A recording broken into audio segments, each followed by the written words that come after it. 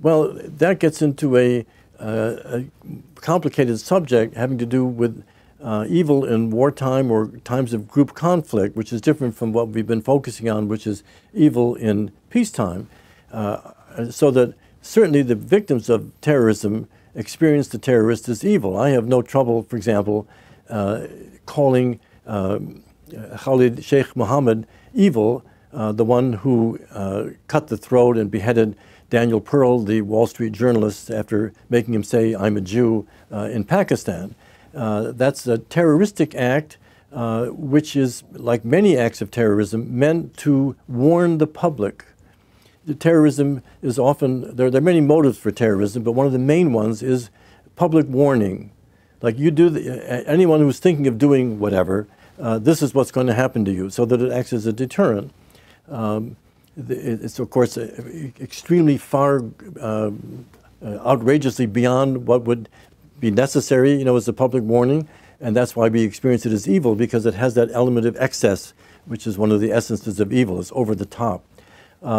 The guy that killed Hassan, you know, that killed the 12 soldiers down in Fort Hood, evil, of course, an act of Islamic terrorism. Those kinds of things are clearly experienced as evil by the victims and by the people who side with the victims, such as the American public.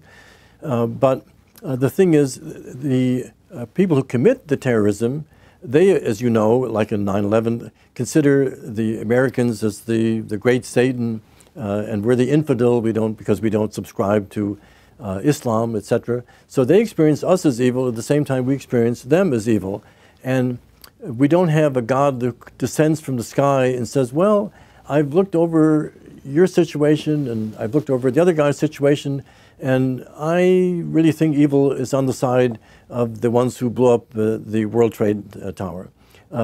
So it's like history decides, but I think it's pretty obvious, you know, that when you subject a human being to intense suffering, even for these so-called political purposes, that you've committed evil. What the heck?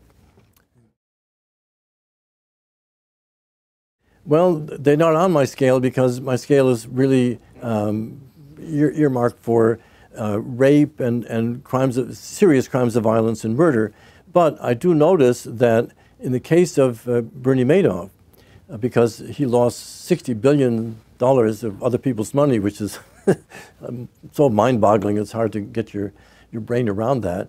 When he was sentenced by the judge and sentenced to 150 years in prison, just as a token gesture, meaning we don't want to let you out, Bernie, the judge said, "Mr. Madoff, you are an extraordinarily evil man." Now, interestingly, a number of the people who fed millionaires' monies to Madoff, especially the guy in France, an aristocratic man who got various important people to give a lot of money he was a feeder fund, you know, for Madoff. He believed that Madoff was honest. When he discovered that Madoff had lost all his clients' money, and by the way, also this aristocrat's money, he committed suicide. And there were a number of suicides occurring in the immediate aftermath of the Madoff scandal. So in a way, indirectly, he had caused the death of a number of people, besides, of course, subjecting untold numbers of people to the loss of their money and to misery.